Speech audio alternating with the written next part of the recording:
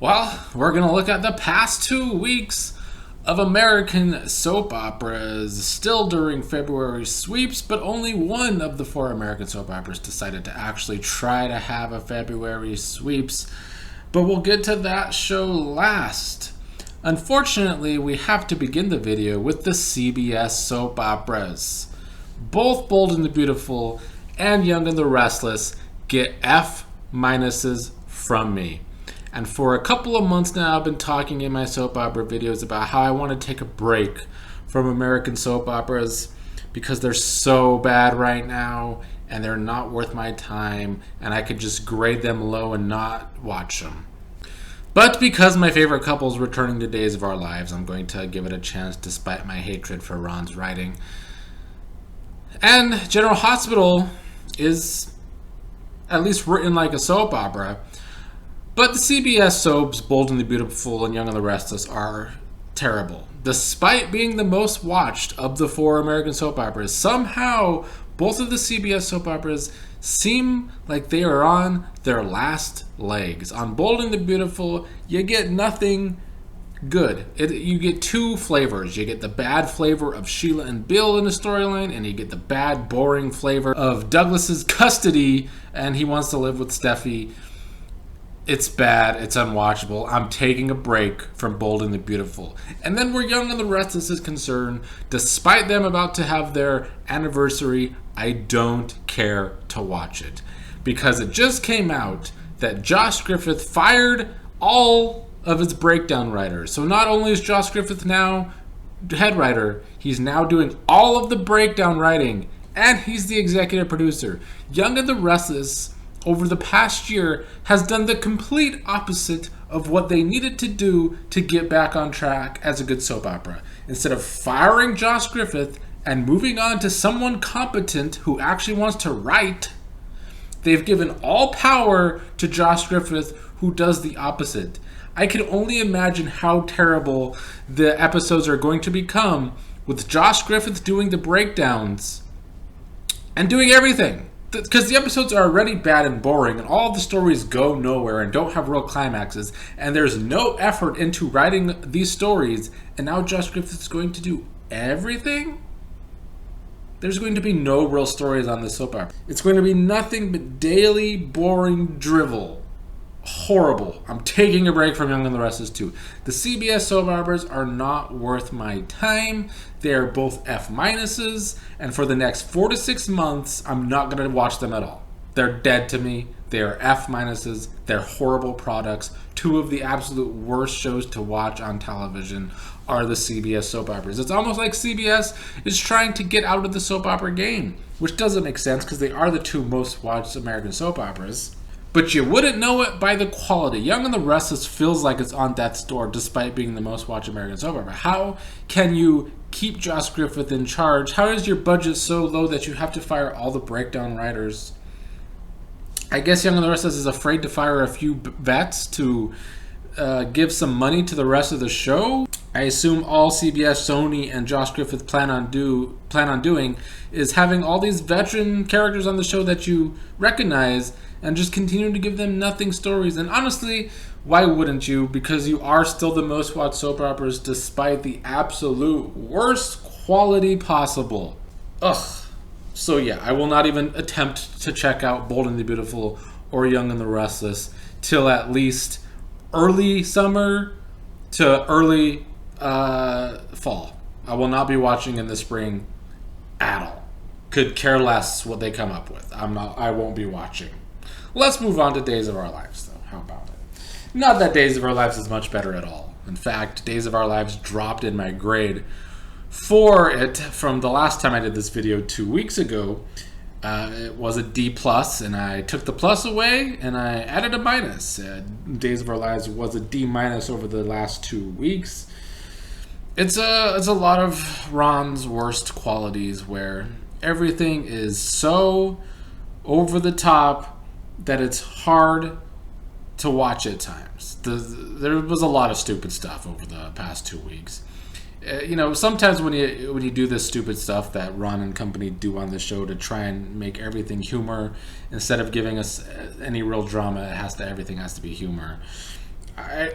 Kate talking from the urn, or Roman hearing Kate's voice and thinking it's coming from the urn, was funny, I guess. And Anna, who's a great underrated character, talking to the urn after was also funny. But the worst ideas came from Rolf. Having to watch Rolf try to deprogram Stefan with a bunch of kitchen appliances was really hard to watch. That was so stupid. I don't understand how Days is supposed to get this new budget from going to Peacock, but I feel like the quality might be getting worse somehow.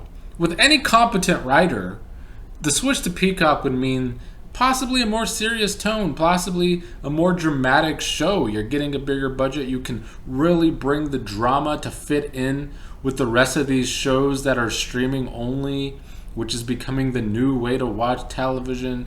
A bunch of streaming shows with high quality. Some of it's high quality writing, some of it's really not. But still, Days has that opportunity to take a better turn, to have the quality of their writing go up. But instead, it feels like Days is going the opposite direction, to making their stories look even more stupid. And that Rolf stuff with Stefan was very stupid. I also knocked off some of my grade for Days, giving it a D-, was because Will and Sunny leave, and it just feels like another missed opportunity from this show. Will and Sunny's stories went nowhere since they were back. Allie also leaves too. Allie and Chanel could have been a better pairing than what it became. A lot of the writing on this show was ruined by the Devil 2.0 storyline, and I pointed this out a year ago and over a year ago, how that storyline was taking away from what could be better storylines, but that storyline ate the show alive, and now we're seeing the repercussions of that a year later. Of course, the main thing was Kayla, Marlena, and Kate in heaven, where Satan is trying to get Marlena's soul, trying to make a deal with Marlena to keep her soul, and he'll let Kayla and Kate's soul go to heaven. We got the character of Nick returning as a demon, basically, and then the character of Jake as an angel. I don't understand how Nick is supposed to be this big bad villain when he wasn't even a villain until like his last few months on the show, because he had a breakdown. But they make it seem like Nick was just this terrible character, and honestly Jake was equally as bad, if not worse. So I didn't really think this was entertaining. That's what they were going for. They were going for humor, not to take it seriously, because that's what Ron's show usually is. Don't take these stories seriously. Just watch them and laugh. But it wasn't funny, so what are you laughing at? But anyway, it's connected to Marlena, Kate's, and Kayla's bodies are in a pod. Steve and John are trying to figure out who really put this plan into motion, since it wasn't Orpheus. I did like that they had Lucas involved with Steve and Roman and John's plan from prison. That was a nice touch, because I do like the character of Lucas. They start to figure it out that it's Megan Hathaway, so they're tying this into Beyond Salem 2 and the return of Bo, which I am looking forward to, but I would be looking more forward to it if we had a better writing team. I could only imagine what stupid stories Bo and Hope might have to endure under Ron. I don't even want to imagine it. I might have to eventually put Days on my don't watch list with Bold and Young and the Restless, because Ron's writing isn't getting any better. It could be argued that it's just getting worse. But a couple of other things I did like before we move on to General Hospital. EJ and Nicole being back together, I do like that. And I also like that they finally brought Wendy and Lee's father onto the show. Having an Asian family has never really happened on American soap operas. So this is nice to see, and I do hope they continue to build upon that. I know the actor that plays Lee gets a lot of crap for being a bad actor. But if they would just write him to be a normal person and not be a villain, I think that acting would actually be better. But overall, the show got worse over the last 2 weeks than the first 2 weeks of Sweeps. So I got a D-. But General Hospital, of all shows, actually delivered.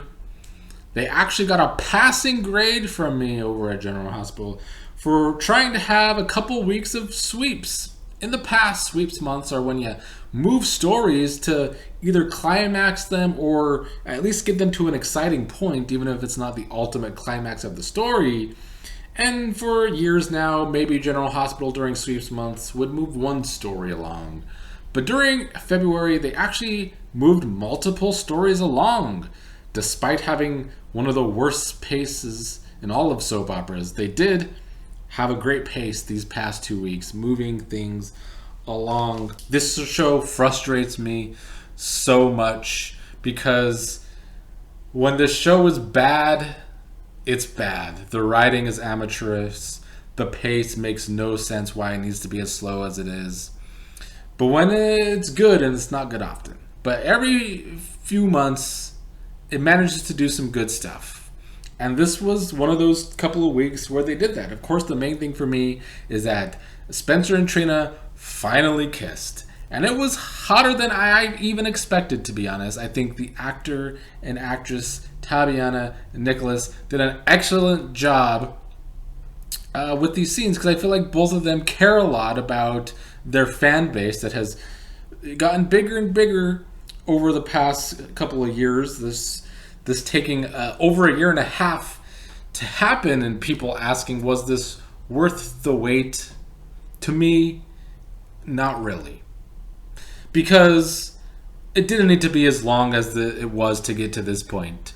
It was great scenes, and I'm glad the show might finally embrace having an interracial couple at the forefront. That's popular, because why not? But it could have been done in half the time, and arguably should have been done in half the time. And everyone that says, oh, the slow burn is what makes it so great, I disagree. Yet nobody can comment on this and go back in time, at least not since 1980. Can you go back and find a super couple, or just any couple, that took a year and a half just to kiss? You won't find it. Because the slow pace and the slow burn were not this slow. Sure, you would have couples that would get together and then something would break them up, and then maybe it would take a year for them to get back together. But no couple in their initial stages, where they planted the seeds when Spencer first returned during the summer of 2021, no other couple on any soap opera took a year and a half just to kiss. So, still didn't like that. But I'm glad that we're finally getting some Sprina scenes together, and I hope it doesn't take another several months for their relationship to get even deeper and, make some love. Well, hopefully it doesn't take that long, but I wouldn't put it past this show to take that long. But also during sweeps, Jordan and Portia's wedding and Portia's paternity secret coming out, and that's what led to Trina and Spencer embracing after all of the drama that came from that, was good too. And also going on was Esme, Ryan, Heather escaping. Esme finding out Ryan and Heather are her parents. Ryan trying to get to Ava and Felicia, of course, because those are two people he hates. We also had Heather hooking Austin. But this was also kind of a climax of the Ryan story, which ends with Ryan's death at the hands of Mac. So that was good too, tying a classic rivalry there. Mac getting the best of Ryan, finally killing him, was good. This was more good stuff. Esme goes in to labor, gives birth. Not a story I like necessarily, the whole Spencer wanting to raise the child, or just Esme's amnesia in general. I am never going to like Esme at this point. General Hospital is terrible with this. General Hospital puts villains on this show and then tries to insta-redeem them. I hate it. It doesn't work on me. It's not going to work with Esme. I hate it even more because the show does this constantly. But because the show actually decided to have a sweeps, I gave it a passing grade of a C. Almost gave it a C+, honestly. But the show still has a lot of problems. And as soon as this past Thursday's episode came, Thursday and Friday's episodes were back to being boring. So yeah, they moved some stories during February sweeps. Thankfully, But we're kind of probably going to get back to the same, where the amateurish writing and the bad pace is going to be hard to watch in March. But I hope that's not the case. I hope we could get a better pacing in general, and you don't have to wait years to have one sweeps month where they actually move multiple stories at once. Maybe we can change some stuff here. Obviously, the highlight was Spencer and Trina. I love the kissing. I love the talking in between kisses. They kiss multiple times. It was almost worth the wait. But I still think a year and a half is too long. Sorry, it was. One reason that I still only gave it a C is the Hook story is terrible. The Hook story is one of the worst stories going on any soap opera. Because many of soap operas over the years have had serial killer stories. And some of them have been amazing. And some of them have only been mid. And some of them have been terrible. The Hook story might be the worst serial killer story in a soap opera ever. If Heather is really just the Hook and kills all these people, why? Why? It just doesn't hit, if you know what I mean. It's like they wrote the story at first and didn't really know who they wanted the killer to be. That's what it has felt like this entire time. They started a serial killer story without knowing who they wanted their serial killer to be, and this was the end result. And now it's feeling really bad. It was just, serial killers should be so much more exciting for one, but just so much more cohesive, and it's missing a lot of cohesion within that story. But I'll end on a positive note for General Hospital, because when it's bad, I talk a lot of crap about Frank Valentini, and I mean every single bad word I've said about Valentini on this channel. I mean it. But I will say that where all the American soap operas are concerned right now, at least under Valentini, he manages to still make it seem like a soap opera, where there is multiple different stories happening, sometimes way too many, and they're usually way too slow, and there's too many characters. But he does make it feel like a soap opera, and he actually helped give us an actual sweeps month. Because Bold and the Beautiful, it's the same repetitive nonsense over and over, and none of it's good. And then Young and the Restless doesn't even try to write stories anymore, because Josh Griffith, despite having all this power now, he's so lazy with everything. And then on days, everything is written as a joke and not really dramatic or even like a real soap opera anymore. But at least General Hospital can still give us some passing stories, some passing months, some passing weeks. I gave it a passing grade.